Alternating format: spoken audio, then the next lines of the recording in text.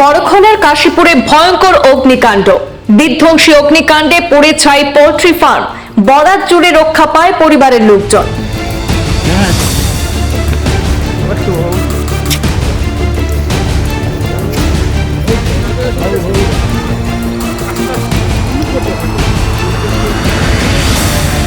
সোমবার রাত আনুমানিক 8টা নাগাদ বড়খলা বিধানসভা কেন্দ্রের কাশীপুরে বিধ্বংসী অগ্নিকাণ্ডের ঘটনা সংঘটিত হয়েছে।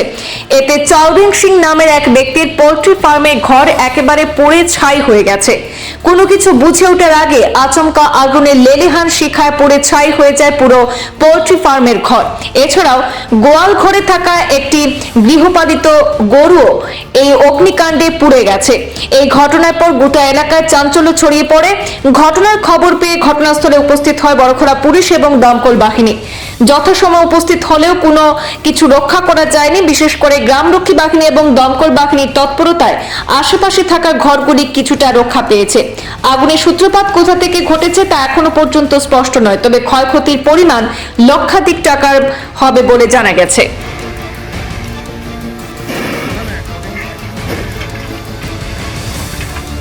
Totally damaged, totally burned.